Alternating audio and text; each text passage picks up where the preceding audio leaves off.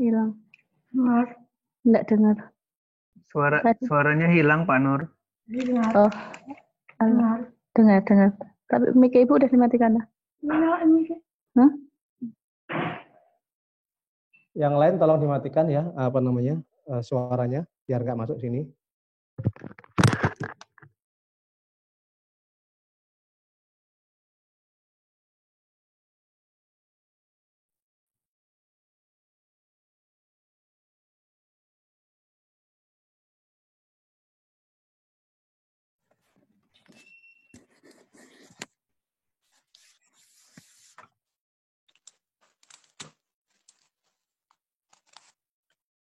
Seperti kita ketahui bersama bahwa kopi adalah komoditi yang sangat potensial yang dapat kita kembangkan. Dan sudah kami mulai dari SMK Negeri 1 Slaung Ponorogo dengan segala keterbatasan yang kami miliki. Malam ini adalah suatu penghargaan bagi kami bisa menyelenggarakan seminar online tentang kopi. Dan mendapat dukungan yang luar biasa dari IRG, Indonesian Roaster Guide, dan juga Dr. Setio Budi Prayitno sebagai pembicara utama. Di masa pandemi ini, banyak kegiatan yang menjadi program kami tidak bisa dilaksanakan. Salah satunya adalah SMK Cafe Festival, yang menjadi event bergengsi, di mana banyak komunitas kopi nasional berkumpul di sana. Untuk itu, seminar malam ini sebagai ganti acara tersebut. Mengapa tema malam ini adalah peran kopi di era new normal? Karena seperti kita ketahui bahwa kopi selain nikmat juga memiliki manfaat yang banyak untuk kesehatan kita, khususnya di masa pandemi ini. Mungkin sudah banyak para pakar kopi yang bicara teknis tentang kopi, maka dari itu kami mencoba menggali topik atau isu lain yang dibutuhkan dari kopi. Saya rasa ini yang dapat saya sampaikan. Mohon maaf jika ada kata atau ucapan yang salah. Kami serahkan seluruh acara kepada moderator dan para pembicara, yaitu Dr. Setio, Kang Aziz, dan IRG. Tak lupa kami ucapkan terima kasih dan penghargaan yang tinggi-tingginya kepada pembicara, IRG, serta para industri komunitas kopi Indonesia. Ada kopi, ada solusi. Wassalamualaikum warahmatullahi wabarakatuh. Waalaikumsalam warahmatullahi wabarakatuh. Terima kasih Pak Nur atas sambutannya. Cukup dalam karena ada kopi, ada solusi nih Dok. Jadi harapannya dengan kopi ini kita solusi dari masalah-masalah yang kita hadapi saat ini. Terima kasih untuk menginjak acara berikutnya. Mungkin dari Kang Aziz, jadi sedikit cerita Kang Aziz bahwa beberapa waktu lalu saya diskusi dengan Dr. Setio. Kopi itu ternyata memberi manfaat yang luar biasa untuk kopi, untuk kesehatan. Jadi mungkin sebelum Dr. Setio menyampaikan, mungkin Kang Aziz bisa bercerita tentang kopi yang baik. Karena menurut Dr. Setio bahwa kopi yang bermanfaat untuk kesehatan itu adalah kopi yang diproses dengan baik, tentunya dengan juga diolah dan ditangrai sampai proses penyeduhannya dilakukan dengan baik. Mungkin Kang Aziz sudah monitor. Baik, terima kasih Pak Guru. Saya manggilnya Mas Gagu ini dengan Pak Guru karena karismanya Mas Gagu ini emang benar-benar karisma seorang guru kayaknya. Kalau dilihat waktu pertama kali ketemu kita di Jogja ya, di situ baru sekedar ide sebenarnya sih. Dulunya kita membuat IRG ingin agar industri tengah bisa berkembang lebih cepat. Bisa berkembang lebih cepat. Tujuannya adalah biar tidak terjadi bottleneck. Seperti kita tahu. Seperti Ya, kita yang lain mohon ketahui, dimatikan.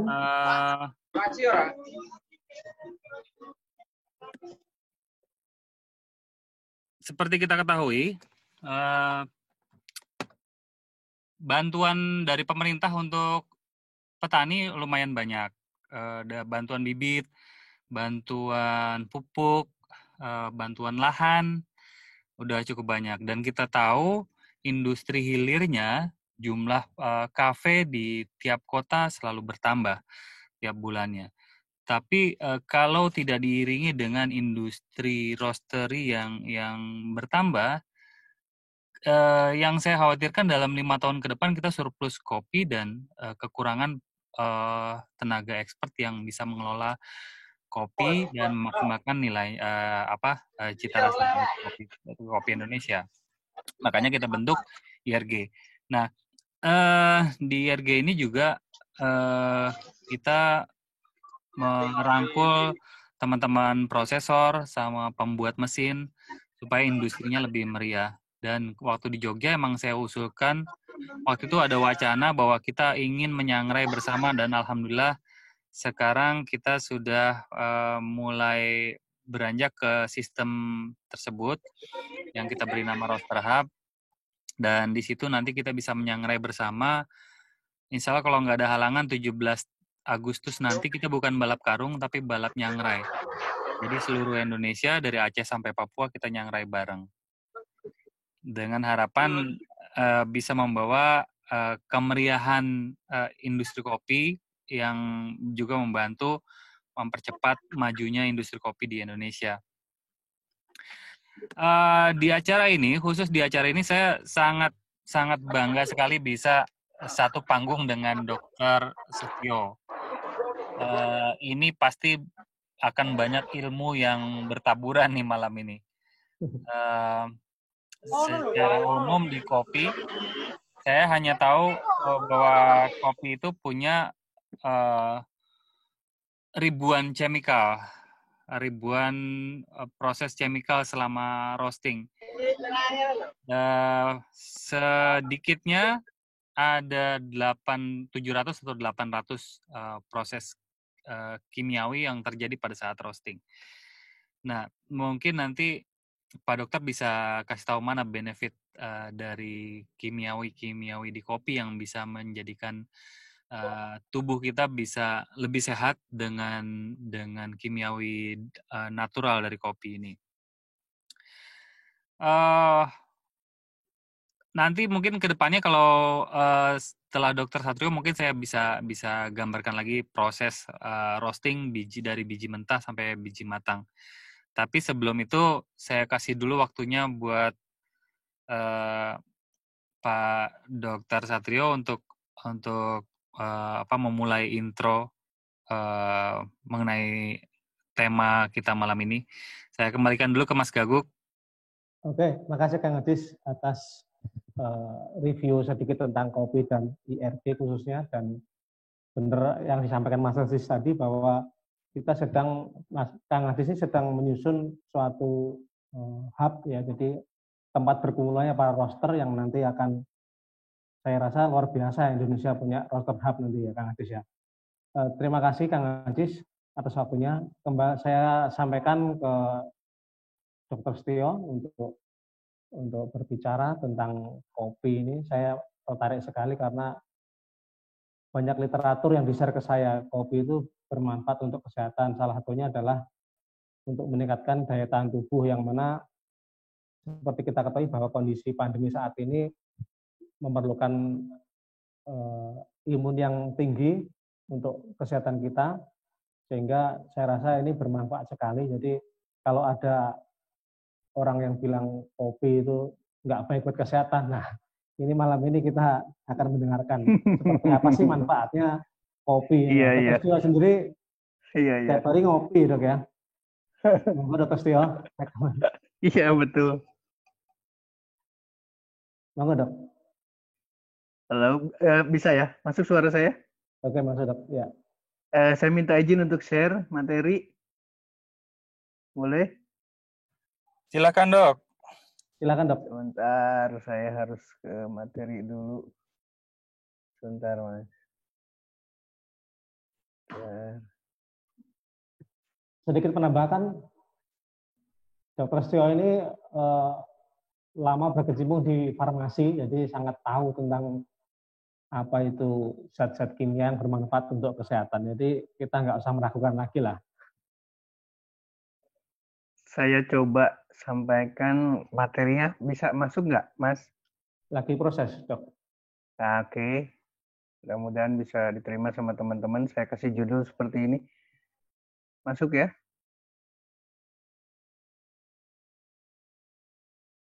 Masuk Mas Gagu. Lagi Karena saya kamera saya close. loading ini, Dok. Kayaknya. Masih loading. Karena kamera saya close kan. Sudah masuk? Masih pause ini. Masuk? Belum? Belum, Dok.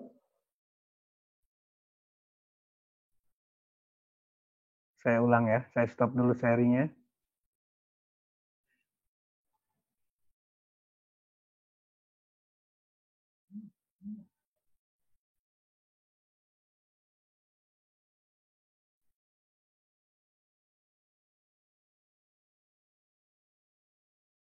Masuk, Mas?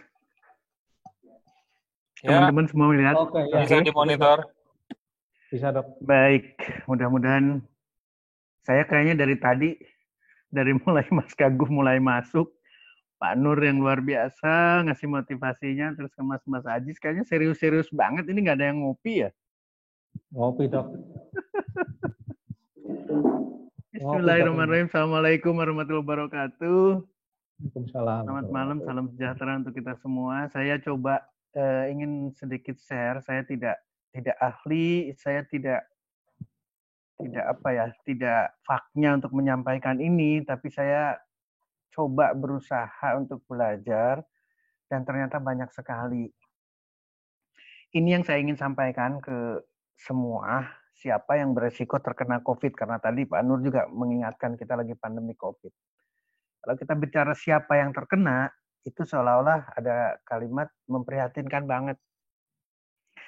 Tapi kalau kita berpikir mengenai kopi, justru siapa yang beresiko terkena COVID merupakan potensi yang sangat besar untuk kita semua. Ini yang akan saya ceritakan. Mudah-mudahan bisa diterima sama teman-teman. Tapi kok tidak berjalan ini? Sebentar, kenapa tidak berjalan? Sebentar, Mas. Kelihatannya tidak ke sini. Turun, Dok.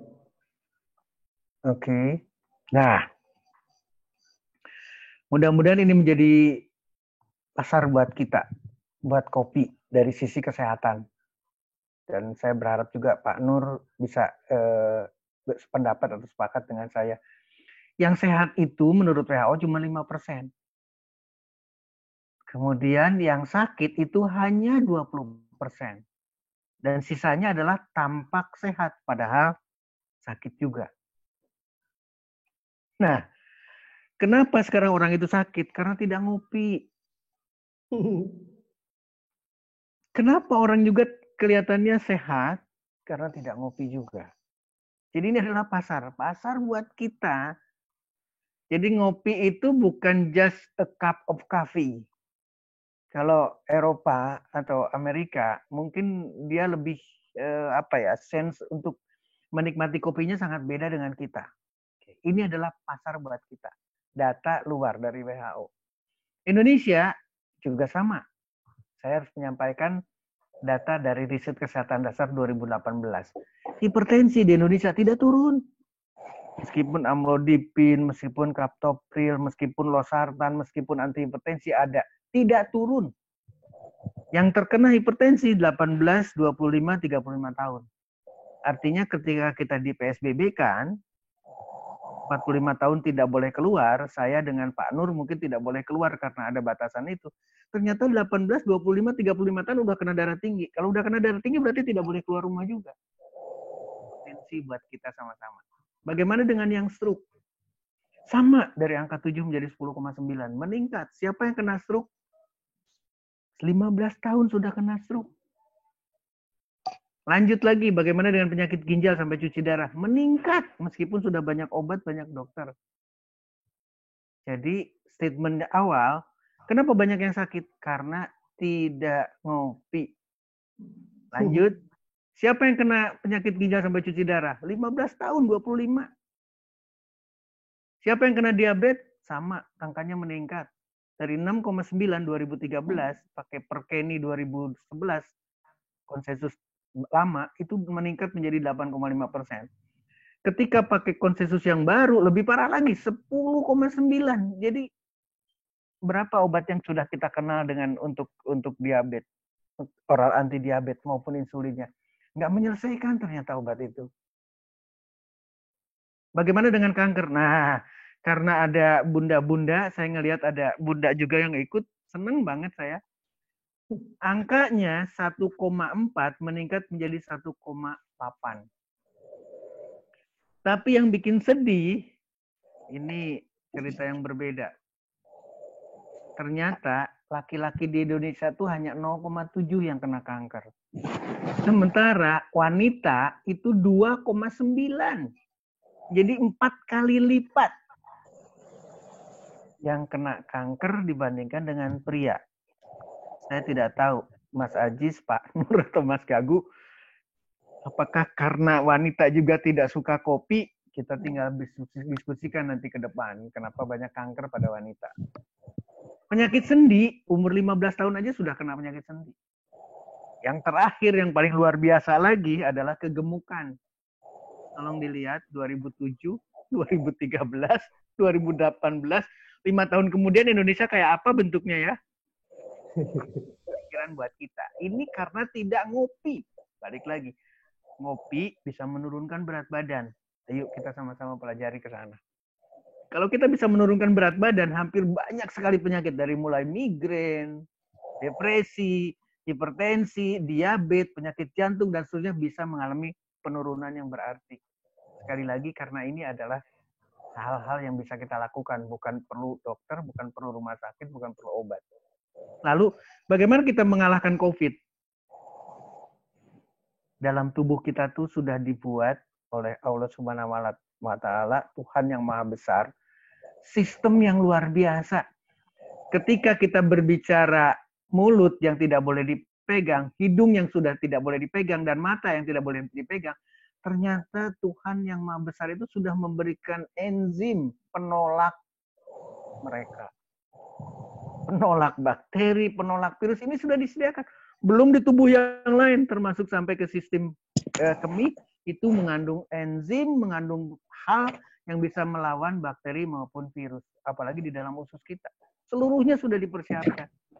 Tuhan telah memberikan badan kita dengan sistem, bukan terpisah-pisah. Termasuk di dalamnya adalah sistem untuk melawan berbagai kondisi sakit. Persoalannya adalah menggantungkan kemana sekarang.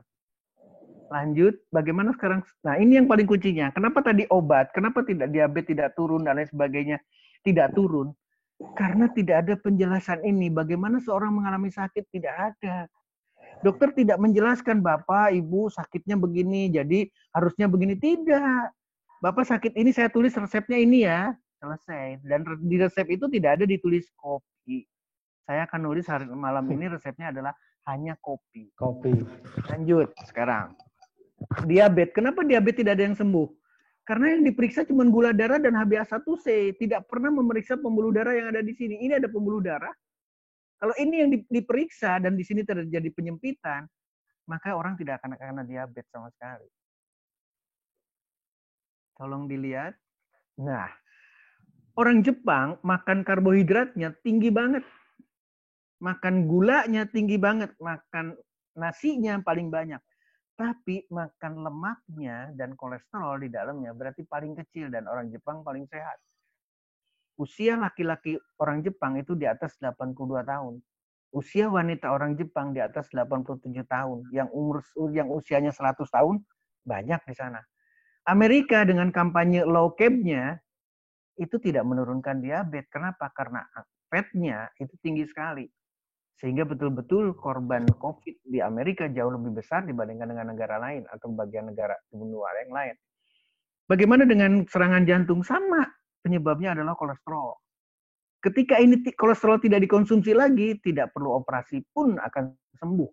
Pembuluh darah yang arteri koroner yang tersumbat akan kembali menjadi lancar lagi. Ini kebetulan pasien saya, Wawan Rukawan, Juni 2014 kena serangan jantung. Dan apa yang ada di dalam arteri koroneria jantungnya itu 10 titik. 10 titik penyempitan. Ini di Rumah Sakit Hasan Sadikin. Ini wajib dipasang ring 2. Tapi ketika saya sampaikan, kalau mau pasang ring 2, berarti berikutnya 8 lagi, itu harus pasang ring lagi. Sampai hari ini Pak Wawan tidak pasang ring dan hidup dengan sehat luar biasa karena tidak mengkonsumsi lagi makanan yang tidak mengandung lemak dan kolesterol. Teman-teman, Bapak Ibu sekalian, kopi itu tidak mengandung kolesterol. Jadi sekarang bisa narik satu dulu kesimpulan. Kalau tadi Mas Ajis menyampaikan sampai struktur kimia dan lain sebagainya, nanti kita diskusi lebih dalam. Bagaimana dengan stroke? Kolesterol lagi. Jadi dengan minum kopi selesai karena kopi tidak mengandung kolesterol. Bagaimana dengan hipertensi, penyakit jantung, diabetes, hiperkolesterol, obesitas seperti yang tadi ceritakan. Ini bisa selesai asalkan kita mau. Asalkan kita mau, asalkan orang yang bersangkutan mau tidak hipertensi lagi, mau tidak serangan jantung lagi, mau tidak diabetes, mau tidak kolesterol, mau tidak obesitas. Bukan bicara obat. Yang menyembuhkan itu dirinya karena dalam tubuh seseorang sudah disediakan sistem. Ada spontaneous healing, ada penyembuhan secara spontan oleh tubuh yang dibekali oleh Allah Subhanahu wa taala, Tuhan sebagai Maha Penyembuh. Bagaimana dengan kanker? Tadi saya cerita. Ingat, wanita lebih banyak di Indonesia. 4 kali lipat lebih. Kanker juga hal yang sama. Bukan bicara karsinogeniknya yang menjadi persoalan. Tapi karena makanan kita. Makin banyak kita rajin makan, 20% kita rajin makan, itu kena kanker lebih tinggi. Kalau kita turunkan, entah itu judulnya dengan puasa atau apapun, jadi 5% resiko kanker mengalami penurunan. Ini adalah tanda yang luar biasa. Ketika orang terpapar banyak, tapi kalau proteinnya rendah, maka risiko kanker rendah. Tapi ketika dia tidak terpapar atau sedikit terpapar oleh karena karsinogenik, kalau proteinnya tinggi, maka risiko kanker tinggi. Lalu pertanyaannya adalah, bagaimana cara menyembuhkan orang kanker? Jangan kasih makan sel kankernya.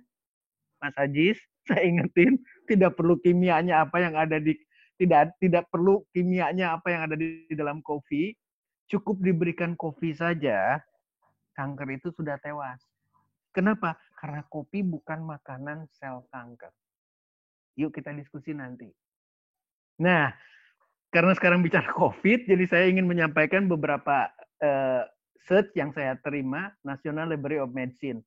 Ternyata kopi itu mempunyai aktivitas sebagai antiviral. Di sini saya lepas. Silakan buka, pelajari sama-sama. Mempunyai efektivitas sebagai antivirus.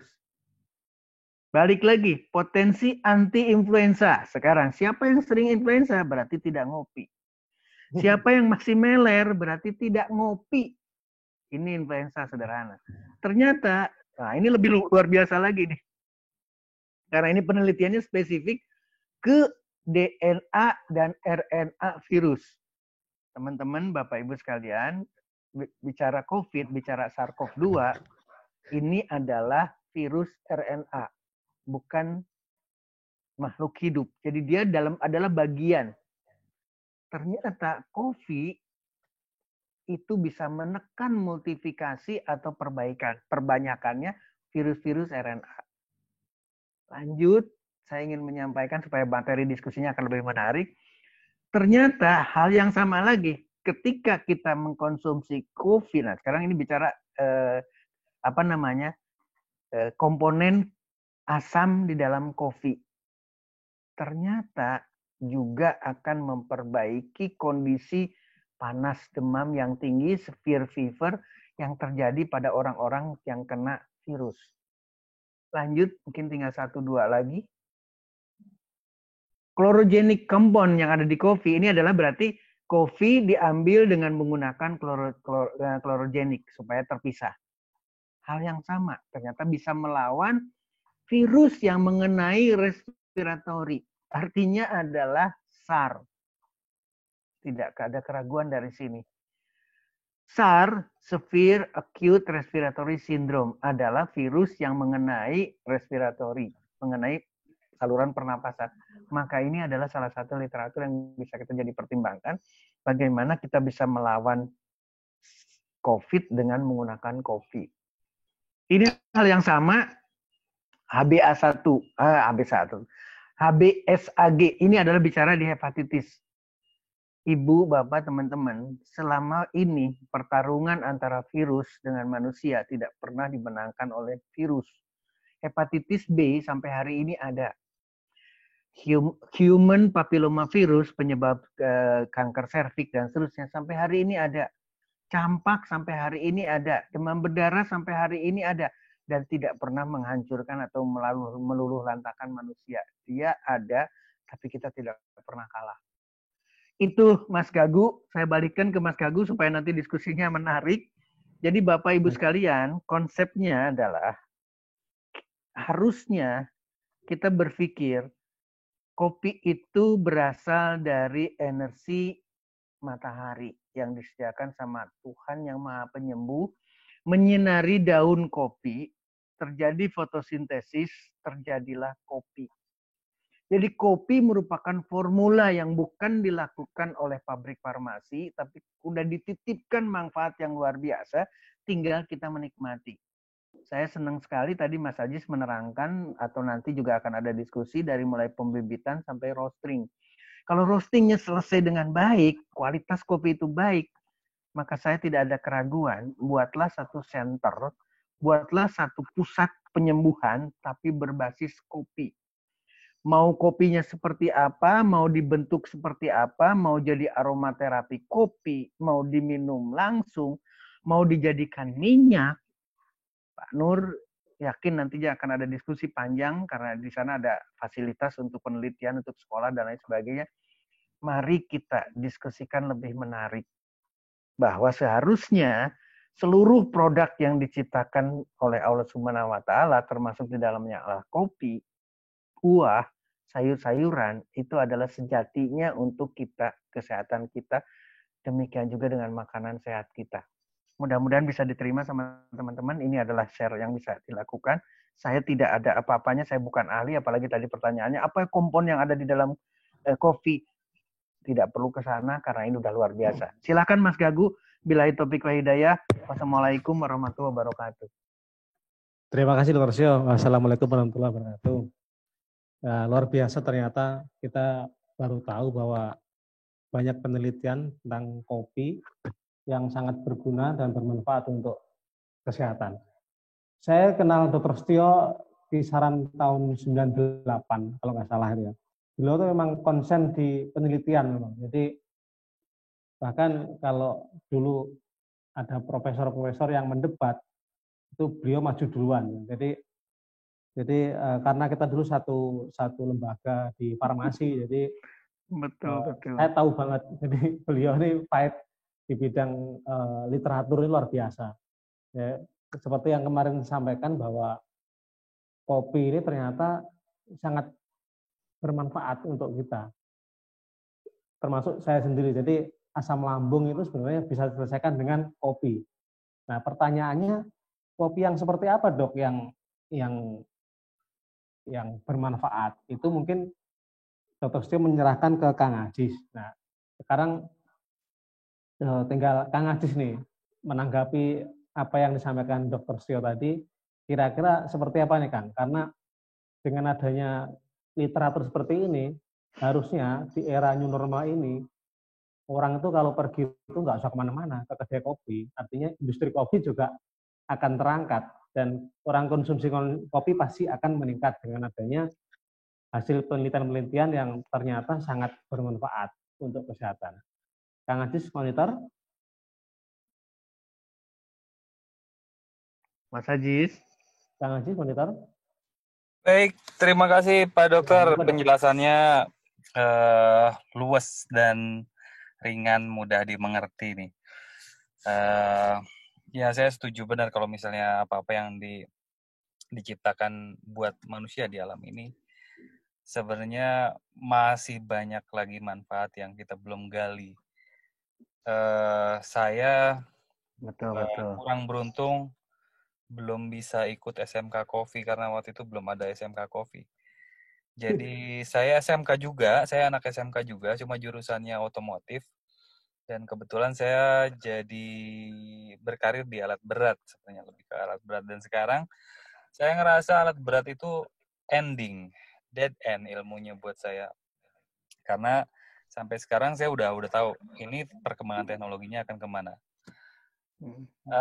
Begitu saya pindah ke kopi, saya belum nemuin dead end-nya di mana. Ilmunya masih terus berkembang, masih terus kopi udah 300 tahun ya. Tapi masih belum punya standar baku. Bagus nih. Kalaupun udah ada standar, tapi belum dibakukan dan masih berkembang. Jadi kalau dibilang, oh ini standarnya harus kayak gini, belum tentu juga. Nanti ada lagi di sisi lain ada metode sangrai yang beda, misalnya kayak sangrai tradisional yang ditambahkan ditambahkan kelapa, ditambahkan beras. Itu kita nggak bisa bilang itu nggak standar, tapi itu masih digunakan sekarang di masyarakat tradisional. Dan kita nggak bisa menghapuskan itu sebagai sesuatu yang tidak standar dan harus dihapuskan. Saya nggak setuju juga untuk seperti itu. Jadi tiap negara punya budaya yang berbeda, cara menyangrai kopinya. Dari mulai Arab juga, bagaimana cara mereka mematangkan kopi. Kalau yang disebut kopi Arab itu kahwah biasanya nggak terlalu matang. Kita kalau yang biasa ngopi pahit itu ngopi kahwah kayaknya kurang. Cuma bedanya kalau di kopi Arab mereka cenderung menambahkan rempah-rempah ke dalamnya. Oke. Lebih menarik lagi nih, mulai menarik yang ada rempah-rempah lagi. Tambah semangat lagi saya.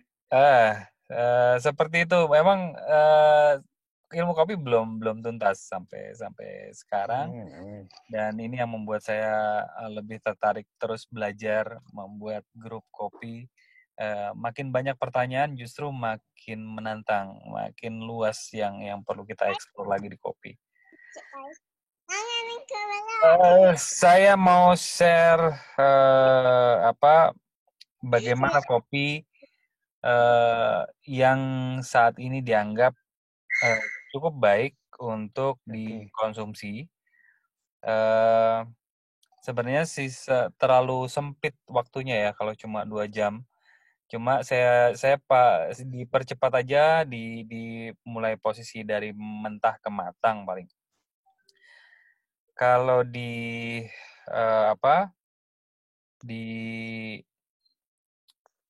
bentar saya lihat filenya dulu. Di sini ada file SMK ya. Sorry.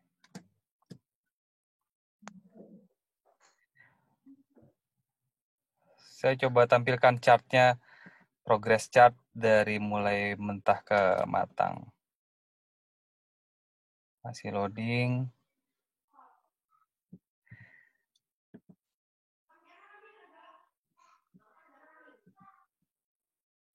Nah, ini yang saya mau share.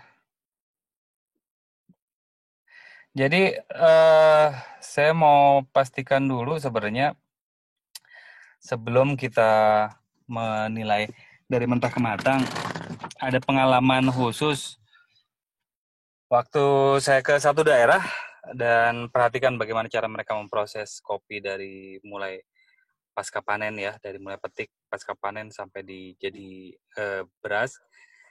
Itu ada beberapa hal yang mereka yang bisa diimprove di sisi petani dan prosesornya. Bahwa pengelolaan kopi harus hati-hati, penjemuran juga jangan sampai di lahan yang banyak kontaminan, bisa dilapisi dengan terpal atau alas yang tidak menimbulkan residu, supaya nanti hasil berasnya juga nggak ada benda asing yang ikut ke dalam proses. ini penting karena kita di food industry ya, jadi kebersihan harus terjaga. Nah, ini sekarang yang saya share adalah proses dari mentah ke matang. Ini ngambil cepatnya aja. Jadi di proses roasting ini adalah tahap pertamanya itu mengeluarkan kadar air sebanyak mungkin. Kadar air normal pada saat sebelum di roasting itu 12%, maksimal 12,5% kadar airnya. Ini yang dikeluarkan kadar airnya, yang disebut fasenya fase drying. Pada fase drying ini dia mulai susut bobotnya karena kadar airnya berkurang. Setelah kadar airnya cukup kering, maka dia akan mulai masuk ke fase Maillard kalau dibilang ya, bahasa Prancis ini sebenarnya. Jadi dia mulai dari pucat ke coklatan. Istilah ini disebut juga browning. Nah, pada saat ini yang saat yang krusial untuk pematangan secara rata dan waktunya juga tertentu. Kalau kita terlalu panjang, nanti rasanya beda. Terlalu cepat dari pucat ke coklatnya terlalu cepat, ini juga kurang bagus. Jadi ada semacam time window yang diizinkan lah supaya tidak terjadi rasa yang tidak diinginkan. Misalnya kayak gosong di luar tapi di dalamnya masih mentah. Misal terlalu cepat kita memberikan panas di posisi ini, kita akan merasakan rasa yang kita sebutnya grassy. Grassy itu karena di bagian dalamnya nggak matang. Nah, sampai posisi berikutnya, begitu udah browning, ini mulai masuk ke first crack.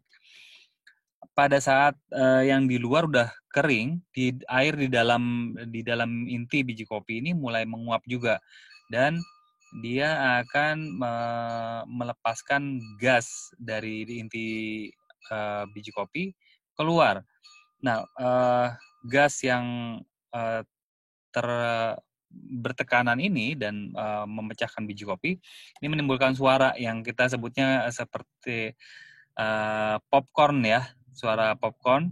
Kita sebutnya ini first crack. Ini yang sama roaster dijadikan patokan kopinya mulai first crack dan mulai development karena rongga-rongga di kopinya mulai kopinya mulai berongga, mulai kering dan berongga, mulai pematangan bagian dalam sampai nanti selesai untuk dikeluarkan dari mesin roasting. Nah, beberapa tahap ini dianggapnya krusial untuk memastikan nilai paling idealnya itu di berapa derajat dan profilnya itu seberapa cepat atau seberapa lambatnya temperatur naik atau turun. Ini juga dicatat di sistem komputerisasi supaya kita mudah untuk melakukan tracking. Kira-kira kita kalau rasanya berbeda, salahnya di mana? Nah, perlunya pencatatan digital itu seperti itu. Jadi kita bisa mengulang apa yang sudah dilakukan atau membandingkan atau menganalisa proses dari mentah ke matangnya tadi, ada kesalahan di mana supaya kita bisa perbaiki di yang berikutnya. Oh, ternyata waktunya terlalu panjang. Oh, ini ternyata dryingnya terlalu pendek. Ini bisa kita koreksi di berikutnya. Nah, ini nggak bisa 1-2 hari orang bisa langsung paham. Oh, berarti cara masaknya gitu. Berarti nanti setiap ketemu kopi mentah bisa dimatangkan dengan metode ini. Belum tentu. Ada beberapa kopi yang dari daerahnya beda, itu nanti beda lagi. Kadar airnya beda, kita ketemu akan treatmentnya beda lagi. Terus kita mau ekspektasinya mau kemana arahnya, taste-nya. Mau lebih banyak bodinya, atau mau lebih tinggi acidity-nya, atau mau lebih rich taste-nya. Nah, makanya saya bilang tadi ilmu kopi ini nggak stop sampai di sini. Belum lagi nanti kalau misalnya ada varietas yang berbeda, terus ada perkawinan silang dari kopi yang memunculkan satu karakter taste lagi yang berbeda. Ini juga akan jadi lebih variabelnya akan jadi lebih banyak. Tapi kalau emang bahasan kita malam ini untuk kesehatan, kemungkinan kalau kita sudah bisa menghilangkan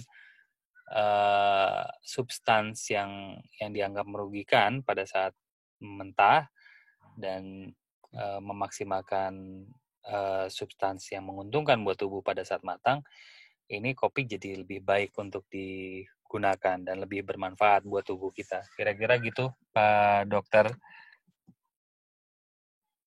Luar biasa, Mas Haji. Terima kasih, Kang Ajis. Ya, kira-kira begitu, Dok. Jadi memang di kopi itu ada proses development ya. Jadi di mana fase tiap detik itu menghasilkan sesuatu yang berbeda atau sensasi yang berbeda kalau kita bilang. Jadi termasuk sensorinya juga akan berbeda. Nah, mungkin kita belum tahu apakah penelitiannya itu sudah sampai mungkin tadi setelah post-crack 30 detik itu terjadi kimiawinya seperti apa. Itu mungkin suatu saat Dr. Setio bisa kolaborasi dengan Indonesian Roaster Guide. Jadi kita anggotanya ada di mana-mana, Dok. Jadi Amin. dokter sekarang di Pontianak nih. Saya rasa di Pontianak juga ada ini kalau mau ketemu. Saya lagi di Singkawang sekarang. Oh di Singkawang. Wah, jauh banget. Jadi itu, Dok. Jadi mungkin teman-teman yang hadir di sini lebih paham. Jadi kenapa kok kopi gitu ya. Kadang kita bisa manfaatkan karena ya seperti yang tadi disampaikan Dr. Setio bahwa ternyata luar biasa. Bahkan ini banyak ibu-ibu, benar, Dok. Jadi para ibu guru ada di sini. Tadi sempat disampaikan di slide bahwa penderita kanker itu 2,9, Dok ya. 2,9 dibanding 0,7 pada laki-laki. Nah, dengan adanya, saya rasa memang saya pernah baca juga bahwa kopi itu juga sebagai anti kanker. Saya ada literatur juga yang pernah disampaikan Dr. Setio. Nah, mungkin coba harus dimulai. Ibu ini saya sapa beberapa Bapak Ibu guru yang di Selaung. Bu Dwi ini kepala jurusan di SMK Coffee Lab, Dr. Setio. Kang Adi, kemudian ada Bu Iin. Ini ada Bu Suryani, ada Bu Anita, ada Bu Vika, ada beberapa murid juga yang gabung di sini. Nah, mungkin Dr. Setio ada perlu ditambahkan tentang tema kita pada malam hari ini, atau ada Mas. pengalaman gitu tentang kopi Dr. Setio sendiri secara pribadi atau pasien yang berkaitan dengan kopi, Dok? Oke, ada yang menarik tadi dari Mas Ajis menyebutkan, atau nanti tolong diluruskan lagi, apalagi di sekolahan lebih formal. Kopi 300 tahun. Ada yang tahu umur obat berapa? Belum ada. Obat itu baru ketemu kemarin. Mau bicara 20 tahun, bicara 30 tahun itu baru kemarin. Sementara kopi udah dari dulu sudah ada. Jadi kita tidak ada keraguan dengan kopi. Ini berkaitan baru satu unsur saja, kopi. Jadi kalau orang tidak percaya kopi bisa menurunkan berat badan, kopi bisa menyembuhkan batu, kopi bisa menyembuhkan lambung seperti Mas Gagu sampaikan, itu berarti tidak memahami apa yang ada di dalam kopi. Apalagi tadi udah diceritakan kopinya adalah yang diproses sesuai, artinya sampai ke puncak yang terbaik. Maka dari situ kita akan mendapatkan manfaat yang lebih tinggi lagi dari apa yang ada di dalam kopi. Silakan, kalau misalkan ada yang perlu diskusikan. Kalau tadi kan hanya sebatas ke mana? Ke imun sistemnya. Saya hanya ingin menambahkan, imun sistem itu salah satu dari sistem yang ada dalam tubuh kita. Dan sistem itu tidak pernah putus atau tidak pernah berdiri sendiri-sendiri. Lambung seolah-olah berdiri, saya sehat tapi lambung saya bermasalah. Nanti orang jantung, saya kena jantung, Dok. Jadi seolah-olah organ reproduksinya tidak rusak. Saya kena stroke, seolah-olah kepalanya saja yang sakit. Itu salah besar. Yang saya ingin sekarang amati ini adalah Bagi teman-teman yang belum kena stroke, yang belum kena diabetes, belum kena serangan jantung, tapi sudah mulai, aduh dok, saya kok sakit kepala ya, dok kok saya cepet capek ya, segera minum kopi. Setuju? Saya serahkan lagi sama Mas Gagu. Ya, mungkin kita buka 2 pertanyaan kali dok ya. Jadi monggo. Saya ada siap. peserta ini 1 ibu-ibu, 1 ini siapa ini, ada bapak-bapak juga nih, atau mas saya nggak tahu. Ini kita kasih kesempatan 1 penanya, kayak yang on ini Bu Dwi nih, dia udah menghidupkan video sama saking semangatnya ini, saking semangatnya Bu Dwi. Saya lihat. Oke. Monggo ada Bu. pertanyaan, monggo. Yes, terima kasih waktunya. Materi yang sangat luar biasa ini terkait karena kita di Boga ya. Jadi kemarin itu kita memadukan minuman antara kopi dengan lidah buaya. Yang mana ketika sudah kita berkali-kali kita belum meneliti terkait kandungan lidah buaya ataupun kombinasi lidah buaya dengan kopi. Cuman yang sudah kami lakukan, kami mencoba minuman lidah buaya mentah yang dibuka, habis itu langsung diblend dengan kopi. Ternyata itu nyaman sekali di perut. Jadi mungkin yang bisa kami tanyakan, bila pengkonsumsian ini dalam jangka waktu setiap hari itu untuk tubuh itu ada baiknya manfaat atau bagaimana? Oke. Kalau dirasakan terkait dengan manfaat yang dirasakan ketika minum itu lebih nyaman dan lebih nggak perih juga, nggak ada lambungnya, nggak ada masalah begitu. Terima kasih. Assalamualaikum. Waalaikumsalam warahmatullahi wabarakatuh. Silakan Dok. Oke, langsung aja ya. Oke. Ya, Dok. Teman-teman, ini kesalahan luar biasa ya. Kopi kemudian lidah buaya harus pakai penelitian. Ini harus dicoret. Sekali lagi harus dicoret. Berarti kita tidak meyakini bahwa yang diciptakan seperti yang tadi digaris bawahi lagi sama Mas Ajis, kopi itu tidak perlu penelitian. Lidah buaya itu tidak perlu ada penelitian. Jadi kalau ada orang pintar menanyakan penelitian mengenai itu, berarti orang itu tidak pintar. Karena itu udah ribuan tahun, itu sudah ada. Kita tinggal mengkonsumsi dengan keyakinan. Sekarang kita dibunuh.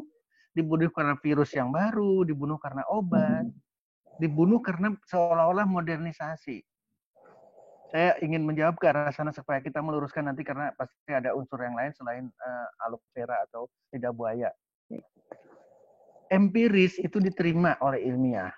Jadi pengalaman dengan menggunakan aloe vera atau lidah buaya, pengalaman dengan mengkonsumsi kopi itu sudah tidak perlu diragukan lagi, bahwa empiris itu secara empirikal itu diterima oleh medis, diterima oleh akademis, diterima oleh ilmiah. Nah, pertanyaannya sekarang adalah, kenapa obat diteliti? Kenapa obat kimia itu harus penelitian sampai, mohon maaf, sekarang kita lagi bicara Sinovac. Sinovac harus fase 1, fase 2, fase 3, fase 4. Obat itu kimia, ya. Dan itu sangat-sangat meragukan. Efektif, tapi ingat loh, 1 hari ada efek samping dan itu akan membunuh kita. Ranitidin, semua mungkin pernah dengar ranitidin, obat untuk lambung. Hari ini sudah tidak boleh ada lagi ranitidin. Karena setelah sekian tahun, saya lupa umur ranitidin itu mungkin nggak sampai 20 tahun. Sudah dibunuh. Losartan, antihipertensi, karena kimia, berjalan sekarang. Padahal itu relatif baru. Saya yakin umurnya belum 10 tahun. Golongan angiotensin 2, golongan angiotensin 2 blocker. Dicoret. Oh, ini tidak boleh kalau bahan bakunya. Tapi kopi dan lidah buaya nggak ada catatan apa-apa sama sekali. Kita tinggal mencari, sekarang kita semua punya Android, semua punya Google. Cari literatur seperti yang saya lakukan. Hanya pakai koma belakangnya PDF, artinya berarti adalah foto. Bukan kata si A, kata si B, bukan membuat di blognya, dia tulis kalimat-kalimat, bukan itu. Itu adalah foto penelitian orang lain yang kita bisa jadi bahan pelajaran, jadi bahan pertimbangan buat kita. Pertanyaan Bu Dwi adalah, apakah ini akan jelek? Aduh, coret. Ini manfaatnya luar biasa kalau kita melakukan uji lagi, penambahan yang lain lagi. silahkan tinggal selera kita. Asalkan dari, tadi udah bicara lagi Mas Haji, rempah-rempah. Jadi selama rempah-rempah itu digabungkan dengan kopi, itu luar biasa. Aloe vera digabungkan dengan kopi, luar biasa. Kopi digabungkan dengan yang lain lagi, luar biasa hasilnya. Dan tidak ada cerita dosis. Ini yang menarik. Jadi kalau ada cerita, kopi mesti berapa cangkir, atau mesti berapa kali minumnya sehari, mau berapa kali pun sesuai dengan kita suka dan kita ingin mendapatkan manfaat dari apa yang ada di dalam kopi, itu kita akan sehat.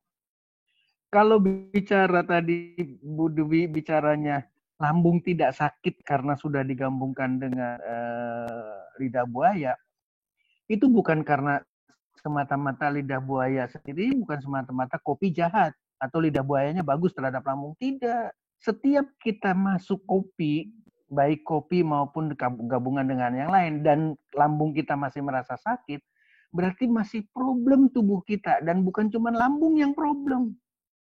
Ini yang jadi catatan. Saya tidak ingin ada orang yang, dok, alhamdulillah saya sehat, cuman saya punya asam lambung. Itu berarti runtuh seluruhnya masih sakit. Itu jantungnya sakit, livernya sakit, ginjalnya sakit. Karena lambungnya masih bermasalah. Nah, nanti Mas Gagu, karena memang udah ada di kafe ini, ya apalagi Mas Gagu orang farmasi juga, ya tinggal diatur aja sekarang. Saya mau buat encer dulu supaya buat terapi buat si A ini karena dia masih lambungnya masih belum sembuh. Itu bisa kita atur. Encerkan dulu, makin lama makin pekat, dan akhirnya manfaat total dari optimal dari kopi bisa didapatkan. Mudah-mudahan bisa menjawab Bu Dewi, dan terus bereksperimen. Saya minta dengan sangat, eksperimen apapun, campur dengan apapun, mau daun apa namanya, jahe lah, inilah itu, nikmatin buat kita. Nggak usah pakai teori apa-apa, nggak usah mencari lagi ini kompornya apa, ini penyebabnya, nggak usah. Allah Subhanahu wa Ta'ala pasti banyak yang tidak bisa kita baca di dalamnya. Lebih baik kita yakin ini adalah dari Yang Maha Penyembuh, ini akan menyembuhkan. Bismillah, kombinasikan makin banyak. Dan saya minta dengan sangat, sekali lagi, kalau sudah ketemu sesuatu yang enak, tolong bantu orang lain. Promosikan ke orang lain agar orang lain juga sembuh. Ini yang luar biasa. Tidak perlu harus berangkat ke dokter, tidak perlu harus ke rumah sakit, tapi Bu Dwi bisa menggantikan orang-orang yang luar biasa. Apalagi sekarang kita punya Pak Nur di sekolahan, otomatis akan bisa membawa lagi semangat yang luar biasa untuk bisa menyembuhkan, membantu orang lain dari sakit menjadi sembuh. Mudah-mudahan terjawab. Mas Gagu, Mbak Dwi, itu Bu Dwi, silahkan, terima kasih. Oke, terima kasih Dr. Setio. Itu tadi Bu Dwi mungkin bisa menjawab pertanyaan yang tadi disampaikan.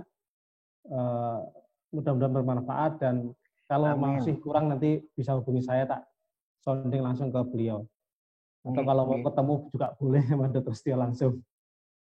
Oke, satu lagi mungkin ada yang ingin bergabung. Ini ada yang privat ini, Bu Yani Bintoro, Bu Suryani ya. Silahkan Bu, kalau mau ada pertanyaan,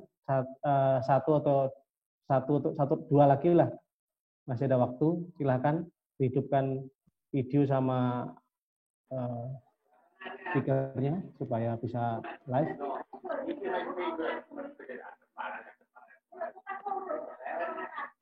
Oke, tidak ada respon. Siapa yang ingin tanya dua lagi pertanyaan? Kita buka 3 pertanyaan. Satu sudah diambil oleh Bu Dwi. Silahkan. Tidak ada. Pertanyaan, silakan. Iya, halo Mas Gagu.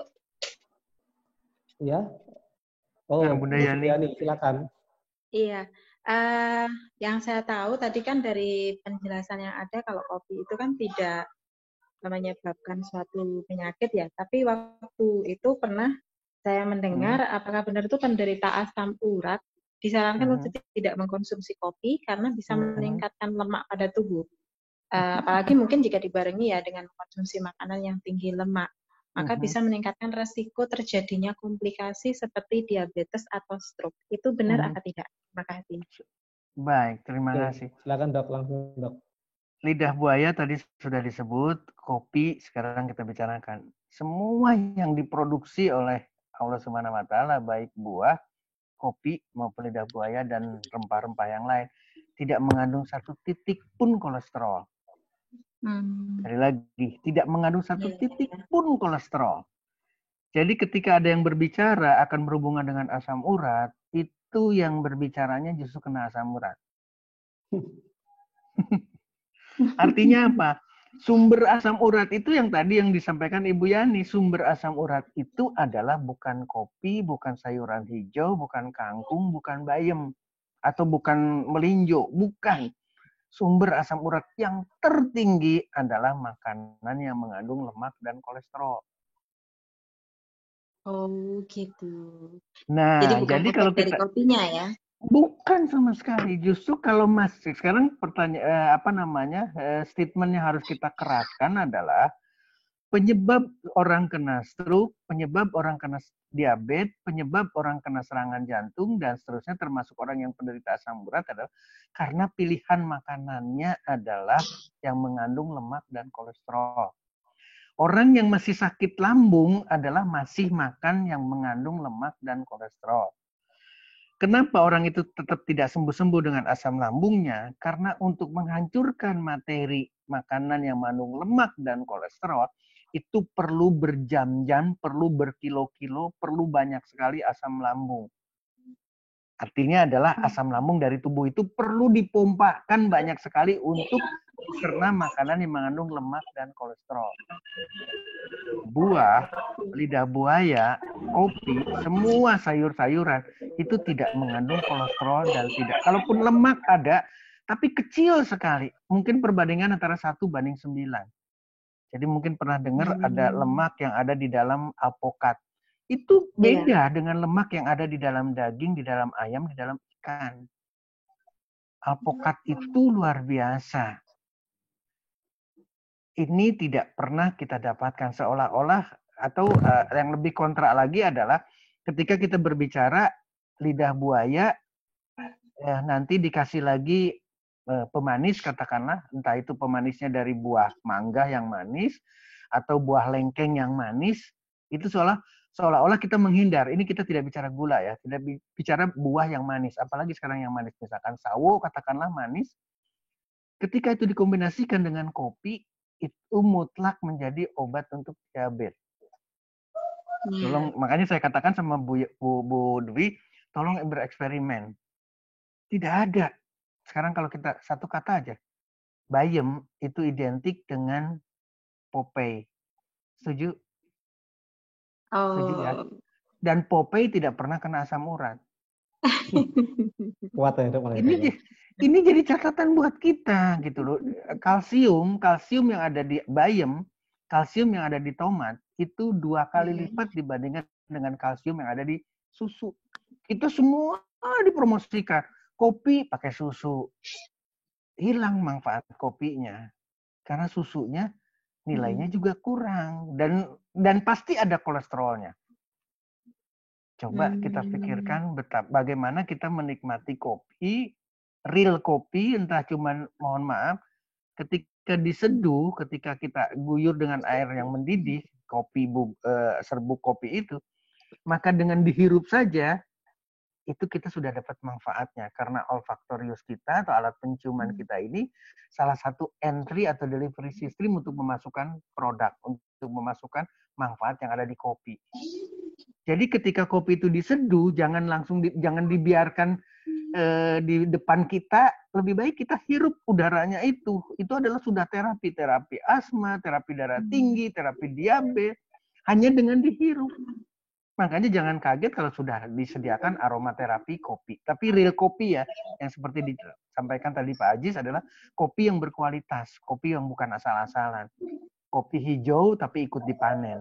Pasti hasilnya akan jauh berkurang. Mudah-mudahan Bu Yani terjawab ya. Bukan karena kopinya, tapi karena orang itu masih mengkonsumsi makanan mengandung kolesterol dan lemak, dan itu adalah sumber asam urat. Bapak, Ibu, teman-teman, jangan bangga ketika diperiksa asam urat saya normal. 5 lah, 6 lah. Itu adalah asam urat yang ada di dalam darah. Asam urat di persendian kita tidak pernah periksa. asam urat yang ada di ginjal kita tidak pernah periksa, padahal itu sudah membentuk kristal yang setiap saat akan menusuk sakit kalau di sendi kita atau di ginjal kita. Itu adalah materi bahan baku untuk batu ginjal. Tolong menjadi catatan buat kita. Terima kasih Bu Yani, saya sampaikan saya kembalikan ke Mas Gagu. Oke, terima kasih Dok. Mudah-mudahan jawaban tadi dari Dr. Sio bisa diterima oleh Bu Suryani. Mungkin satu lagi penanya dari Bapak-Bapak kalau ada, jangan Ibu-Ibu. Ini terus. Jumlah udah meningkat, udah 23 orang sampai jam sekarang. Luar biasa, ini saya senang banget. Mau ini bertanya? Silakan. Makin ditanya saya makin suka. Oh, iya pasti. Makin banyak lagi ngopinya nanti. Oke aja. Monggo. Monggo, siapa yang mau on? Silahkan. Nggak ada kayaknya. Pak Nur. Satu lagi Dok Setio. Monggo Bu Yani. Iya, yang saya dengar itu kalau mengkonsumsi kopi itu kan lebih baik tanpa gula ya. Itu bagaimana menurut dokter? Apa yang lebih bagus itu kita mengkombinasikan dengan gula atau memang kita menikmati kopi yang tanpa resiko itu tanpa gula itu? Oke, pertanyaannya sederhana. Mohon maaf. Iya, sangat sederhana sekali. Pertanyaannya sederhana. Kopi ditambah gula. Iya. Artinya berarti kita tidak minum kopi.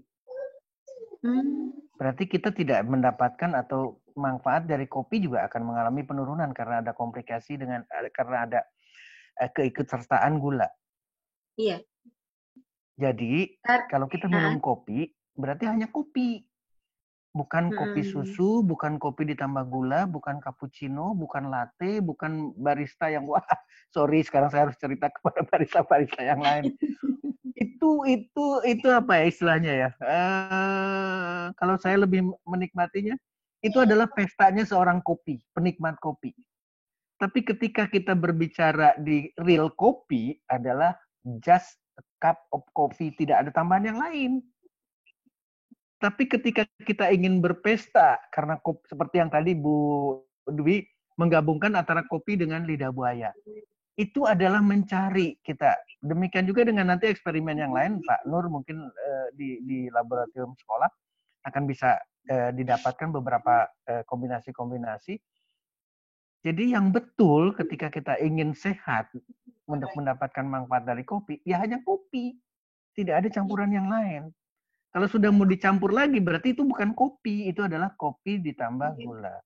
Kopi ditambah krim. Kopi ditambah susu. Oh, iya. Ditambah itu. Berarti jadi kalau kita mengkonsumsi kopi dengan campuran-campuran tadi, misalkan dengan susu, dengan gula, itu justru akan bukan berarti lagi kopi terapi ya dok ya? Itu bukan sudah kopi terapi, itu nikmat kita. Jadi mulut kita yang diterapi. Atau nafsu kita yang didapatkan. Yang lainnya tidak dapat. Atau yang lainnya kurang sekali dapatnya. Hilang ya jadi ya? Itu yang menyebabkan asam lambung akan tetap tidak akan selesai. Gitu. Itu yang menyebabkan orang sakit akan terus-terusan karena konsumsinya adalah bukan just a cup of coffee, tapi kopi dengan gula, kopi dengan A, kopi dengan B, yang notabene adalah justru hanya untuk menikmati keinginan mulut kita, keinginan rasa kita. Oke, sekarang saya harus cerita gini. Ketika kita hanya kopi saja dan masuk di mulut kita, itu tidak ditelan langsung, tapi ditahan di mulut kita supaya liur mulut kita ini keluar semua. Dan liur di dalam mulut kita itu adalah enzim. Enzim untuk membantu pencernaan, enzim untuk membunuh bakteri dan virus, itu sudah disediakan. Nah kalau kita minum kopinya manis, coba pertanyaannya, saya tanya. Kalau minumnya kopinya manis, itu langsung ditelan. Tidak ada cerita ditahan dulu di mulut. Karena apa? Karena nikmatnya. Itu langsung dengan creamer, dengan segala macam pasti akan nikmatnya luar biasa dengan susu. Nikmat dan langsung ditelan. Liur perut yang sudah disediakan sama Allah Subhanahu wa taala, Tuhan yang Maha Penyembuh, itu tidak diikutsertakan. Kenapa kita diajarkan harus mengunyah 23 kali atau berlama-lama di mulut untuk menghadirkan enzim yang ada di mulut kita. Demikian juga dengan kopi. Nikmati kopi, berlama-lamalah kopi, tapi bukan berlama-lama dalam pengertian lama ngobrolnya ya. Artinya adalah masuk di mulut itu jangan langsung ditelan, nggak ada artinya kalau kopi pahit itu ditelan langsung, ditahan dulu. mau bisa bertahan 1 menit. Nggak tahan 1 menit silahkan ditelan. Tapi kita sudah berusaha untuk menghadirkan enzim yang ada di mulut kita yang sudah disediakan sama Tuhan yang Maha Besar. Itu penyembuhan, itu kesehatan, itu membantu pencernaan. Mudah-mudahan diterima sama Bu Yani. Silakan. Iya. Berarti kan menikmati kopi itu dengan susu gula itu menikmati. Jadi kalau kita mau kopi saja itu jangan disalahkan kopinya. Jadi salahkan campurannya. Betul. Setuju. Siap, setuju. Ya, terima kasih banyak. Oke, terima kasih Dr. Setio. Siap. Ini pertanyaannya. Jadi saya buka satu lagi penanya, mungkin ada yang on, silahkan. Saya mau nanya. Alhamdulillah. Mas Rangga dari mana nih? Ini saya dari Selaung. Oke, monggo. Pertanyaannya cuma kapan kita bisa ngopi bareng Pak Setio? Amin ya Rabbil Alamin. Ini Jawa Timur parah sekali nih. Saya sedih banget. Sampai wali kota, gubernur, dan lain sebagainya keparahan banget dengan COVID. Padahal kalau orang disuruh minum kopi, selesai. Nggak ada angka-angka lagi itu. Saya memang masih terbatas. Saya ada perjalanan besok tanggal 1 sampai tanggal 3. Saya kemungkinan ada di Jogja. Tanggal 8 saya ada di Jakarta. Selebihnya saya masih di Jawa Barat. Artinya adalah Bandung, Cianjur, Purwakarta. Itu. Jawa Tengah baru sampai di Jogja. Kemarin saya baru dari Purbalingga. Mudah-mudahan nanti saya ngerapat lagi ke Jawa Timur. Saya masuk lagi Ponorogo. Saya ingin silaturahmi sama Pak Nur. Nanti di sekolahan Pak Nur, kita akan diskusikan banyak mengenai apa yang akan kita lakukan. Terima kasih Mas Rangga. Nanti kita ketemu. Kita akan ngopi bareng. Amin. Oke, siap. Saya tunggu ya Pak. Terima kasih. Tadi itu siswa dari SMK Coffee Lab, Dok. Jadi Alhamdulillah, alamin. Siswa Pak Nur. Nah, ini ada Pak Saiful Amri. Nah, ini pertanyaan bagus banget ini. Pak Saiful, silakan. Mau langsung bertanya atau jawab dari chattingnya? Ya. Langsung aja Pak Saiful, jadi biar semua nanti. Nah, mana Pak Saiful yang mana? Ya, karena tidak semua buka chatting ini. Satu lagi nih. Silakan Pak Saiful. Monggo Pak Saiful dibuka itunya, mic-nya. Atau saya bacakan? Saya bisa baca tadi. Saya udah perbandingan antara Robusta sama Arabica. Ini yang harus dijawab ya Pak Nur, yang Pak ahli-ahli semua nih. Artinya adalah entah itu tingkat keasamannya, entah itu tingkat yang lainnya. Tapi buat saya secara pribadi, dari sisi apa sekarang bicaranya, harga saja sudah ada perbedaan.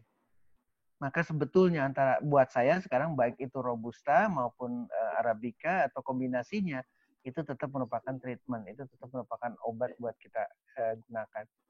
Saya singkat jawabannya itu, Mas Gagu, Mas Saiful. Ya, ini saya perlu jawab. Bantuan Ki Lurah nih ke Kang Ajis untuk jawab ini supaya Kang Ajis nih. Kang Ajis supaya apa namanya? Arabica sama Robusta. Nah, Kang Ajis dibantu Dr. Setio untuk jawab apa Arabica Robusta. Yang Arabica atau Robusta ya. Pertanyaan yang paling umum di kopi ini. Tapi sebelumnya saya tanya dulu, tadi ada Rangga Sapta Wijayanto, itu teman-teman SMK ya? Ya, betul. Dulu Mas Gagu sempat ceritain belum yang mesin fluid bed yang saya bawa ke Jogja? Sempat cerita, ya. Sempat ya. Mungkin nanti saya mau share juga sama teman-teman adik-adik SMK buat update teknologi mesin roasting ya. Ya, silakan. Kita ada waktunya. Nah, untuk perbedaan Arabica dan Robusta, saya bukan peneliti, tapi ada beberapa jurnal yang pernah saya baca. Jadi Arabica dan Robusta ini ada beda kandungannya. Arabica ini tipikalnya dia tumbuhnya di pegunungan tinggi. Kalau yang tinggalnya di daerah pegunungan, daerah dataran tinggi, pasti tahulah di sana jarang ada nyamuk, serangga jarang. Jadi kalau Arabica itu dia sebenarnya kurang tahan terhadap serangga dibandingkan dengan Robusta. Robusta dia tumbuhnya di dataran rendah, cenderung lebih hangat dan banyak hama. Jadi untuk melawan self defense-nya si Robusta untuk menghalau hama, dia di tubuhnya sendiri, di tumbuhannya sendiri lebih banyak mengandung kafein dibandingkan Arabica. Ini juga di penelitian itu juga disebutkan bahwa ada kandungan asid yang berbeda antara Robusta dengan Arabica. Tapi masalah manfaat, saya setuju dengan Pak Dr. Setio tadi bahwa manfaat keduanya sama-sama full antioksidan, sama-sama bermanfaat buat kesehatan tubuh. Yang membedakan nanti masalah taste ya. Masalah taste sama jika ada orang yang hipersensitif terhadap kafein, sebaiknya coba robustanya dikurangi, tapi mulai icip-icip yang jenisnya Arabica. Seperti itu kira-kira penjelasannya. Siap. Oke, terima kasih Kang Ajis.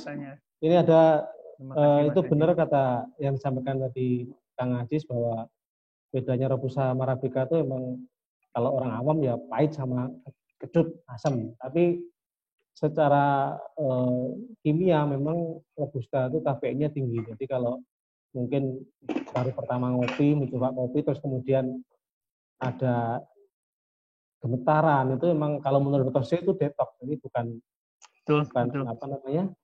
Bukan yang negatif. Karena kopinya yang bahaya. Betul. Tapi kalau sudah 2, 3, 4 kali, saya rasa sudah beradaptasi. Sama ketika kita nyeruput kopi, 1 seruputan itu pahit, kedua pahit, ketiga pahit. Tapi setelah keempat, baru kita bisa menikmati. Mungkin itu yang bisa saya tambahkan. Satu lagi ini ada pertanyaan Alvin sama Pak Agus. Tanya Dok, kapan waktu yang tepat untuk mengkonsumsi kopi? Nah, saya langsung jawab yang khusus untuk dikonsumsi. Betul. Yang pertama khusus untuk kalau sebaiknya kopi seperti apa sudah terjawab tadi ya, bahwa kopi yang khusus yang baik. Betul. Tapi lah ini waktu yang tepat ini mungkin mempersingkat waktunya Dr. Setio bisa jawab. Waktu yang tepat untuk mengkonsumsi sesuatu yang baik adalah ketika perut kita kosong. Jadi kalau teman-teman punya kebiasaan makan 3 kali, berarti paling tidak ketika lapar kita konsumsi dulu yang namanya kopi. Karena dia manfaatnya akan diambil oleh tubuh kita. Manfaat yang ada di kopi itu langsung diserap oleh tubuh kita. Apalagi tadi udah dibicarakan apa yang istimewa di sana. Jadi nggak usah ada ragu, perut saya masih kosong, saya harus makan dulu baru ngopi.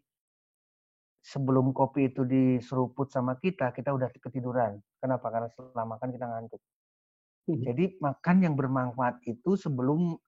Karena apa? Karena makanan yang selalu kita konsumsi itu hampir selalu lebih banyak negatifnya dibandingkan dengan positifnya.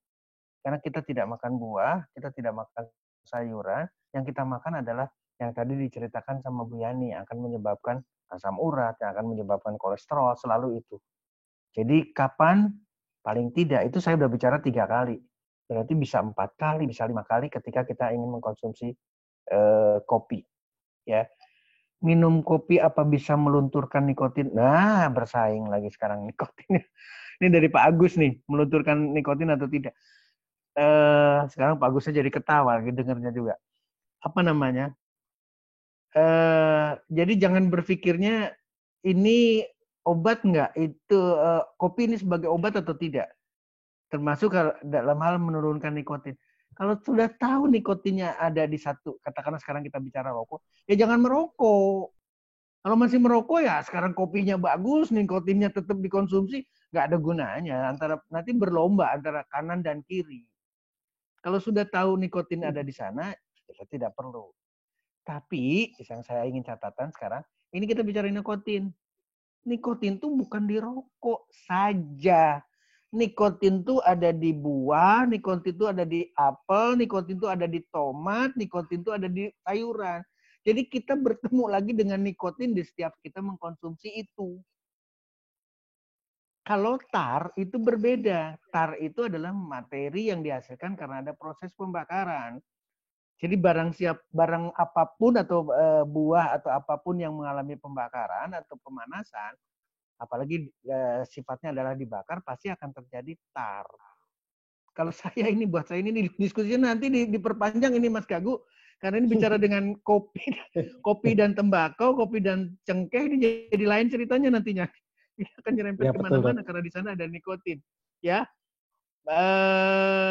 Pak Agus, Mas Agus, catat artinya adalah kalau memang tahu nikotin, apalagi sekarang kita mulai vaping, vape segala macam, itu jauh lebih, mohon maaf, nanti kita diskusi lebih panjang, lebih jahat lagi daripada kita berbicara yang disampaikan, ditanyakan sama Pak Agus untuk hanya sekedar melunturkan nikotin.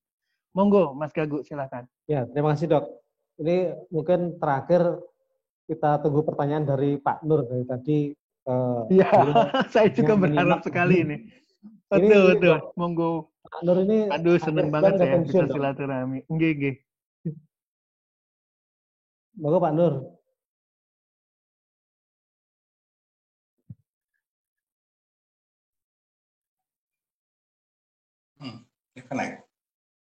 Oke, masuk ya. Pak Mas Nur, ya. Monggo. Pak Nur, monggo. Ya, Dr. Setio. Siap. Ya, ini di bulan Agustus saya sudah mulai pensiun. Oleh karena itu nanti, walaupun saya sudah pensiun, kalau Pak Dr. Setio ke Ponorogo, ya silakan japri saya sehingga saya bisa. Amin. Kita bicara banyak nanti tentang kopi. Sehingga SMK Coffee Lab bisa mengembangkan lebih dalam lagi terkait dengan kopi, khususnya di Ponorogo. Saya kira itu, Dok. Terima kasih banyak. Saya senang banget ini udah silaturahmi seperti ini aja. Udah terima kasih banyak Pak Nur di mediasi sama Mas Gagu yang luar biasa. Nggih, monggo Mas Gagu. Terima kasih. Insya Allah saya sesegera mungkin masuk Jawa Timur. Mas Rangga, Mas Agus juga nanti saya pengen ketemu juga. Nggih, monggo. Ya, kalau Dr. Setio pasti ke Ponorogo. Mungkin enggak dari saya untuk mobil. Jadi nggak usah khawatir. Kalau nanti beliau hadir, nanti saya kabari teman-teman. Mungkin kita bisa bikin level diskusi atau nanti kita cerita-cerita sampai jam berapa monggo. Beliau nggak bisa tidur orangnya. Kalau udah ketemu tuh ngobrol sampai pagi pun oke lah.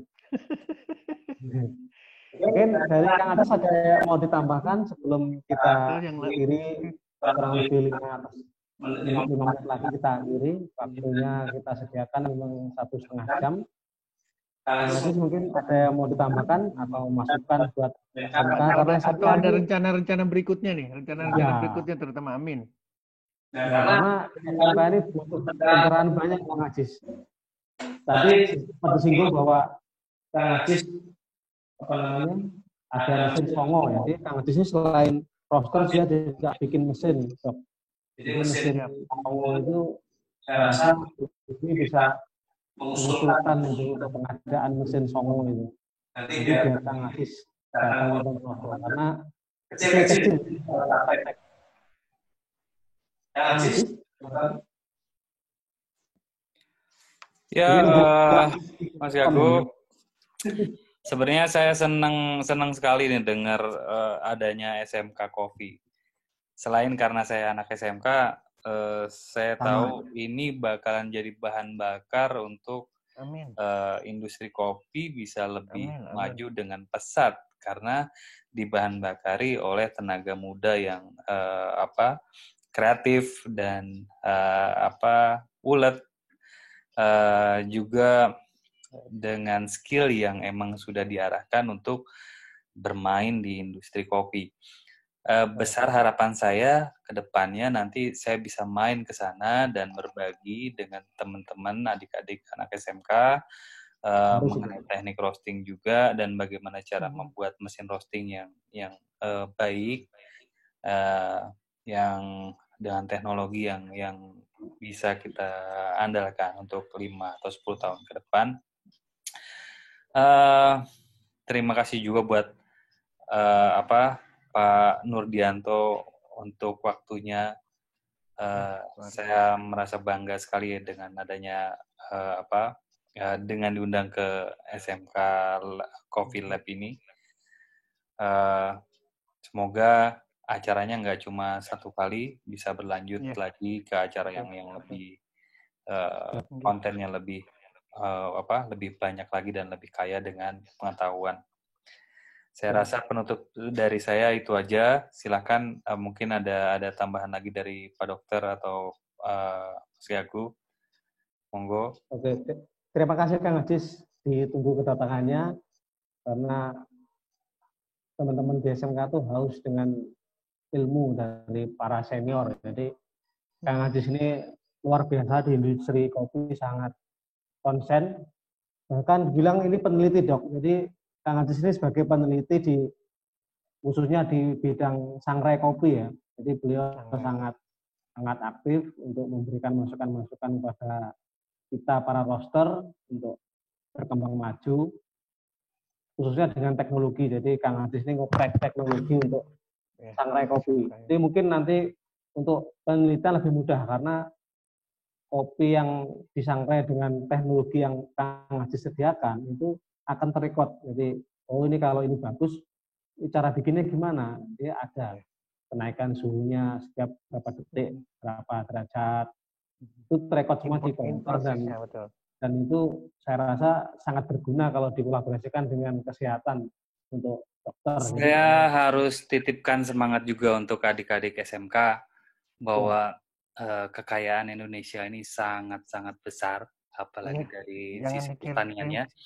Jadi jangan sampai nanti dikuasai sama negara asing. Kita bisa maju dari pertanian bahkan di industri kopi. Jadi kalau ada orang berbicara tentang kopi ya berarti bicara tentang Indonesia.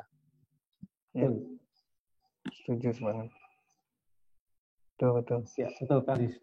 Dan memang di SMK ini masih sangat minim Kang Ajis untuk ya baik pembelajarannya maupun fasilitasnya. Tapi alhamdulillah ya lulusannya luar biasa. Tadi Rangga tadi itu aktif sekali, dia di industri kopi aktif, jadi jaringannya sudah luar biasa. Jadi karena kemandirian mereka untuk belajar, jadi memang siswa di sini dituntut untuk mandiri belajar secara ulet, tekun karena memang di SMK Coffee Lab sendiri tidak sepenuhnya belajar kopi karena harus ada masakan-masakan lain, minuman lain. Tapi intinya memang kopi ini jadi unggulan. Dengan adanya SMK Kopi, SMK Negeri 1 Selang Ponorogo ini dikenal di nasional, bahkan internasional karena ada beberapa ekspatriat dari Belanda pernah hadir di sini karena dari Amerika, dari Kolombia, dari Singapura, lupa saya ada beberapa yang karena ketertarikan mereka tentang sekolah kopi. Jadi sekolah kopi. Ya, luar biasa. Mungkin itu yang bisa saya tambahkan pada malam ini. Terima kasih Dr. Setio Budi Prayitno. Sama-sama, Mas. Sahabat baik saya luar biasa. Beliau seorang dokter tapi banyak meninggalkan obat. Jadi kalau bilang ini dokter kok nggak pakai obat, ya ini Dr. Setio ini. Saya banyak belajar dari beliau sejak tahun 98 kalau nggak salah. Kita selalu kontak-kontakan, sudah seperti saudara. Bahkan beberapa kali ke Ponorogo. Jadi kalau teman-teman yang ada di sini, beliau rajin ke Ponorogo. Terakhir ikut saya ke kebun kopi, jalan-jalan sampai terakhir jatuh Dok ya. Naik motor, tak bonceng, izin karena hujan jatuh di kebun kopi itu Kang Ajis. Saking konsennya beliau pengen tahu kopi, padahal di Bandung banyak kan kopi bagus-bagus. Dia nyari ke Ponorogo. Nah, Ponorogo. Ya silaturahmi dengan Kang Ajis, saya rasa nanti Dr. Setio pasti nyariin Kang Ajis. Jadi amin. Ya, pasti nyariin Kang Ajis di sana. Mungkin kemudian terima kasih untuk Kang Ajis Muslim, beliau founder dari Indonesian Roaster Guide yang sangat konsen dalam kemajuan industri kopi khususnya di bidang roastery. Atas fasilitasnya, jadi malam ini kita difasilitasi Zoom oleh beliau. Mas Ajis ya. Saya selaku moderator menyampaikan terima kasih dan mewakili teman-teman di SMK Komilab menyampaikan terima kasih dan penghargaan setinggi-tingginya kepada Kang Ajis. Kami berharap Kang Ajis bisa hadir di Ponorogo walaupun sehari 2 hari untuk bisa memberikan pencerahan ilmunya dan pengalamannya di bidang kopi. Semoga panjang umur, sehat selalu, karena ini Amin. roster. Amin. Panjang umur dan sehat selalu roster Indonesia. Jadi supaya ini. Jadi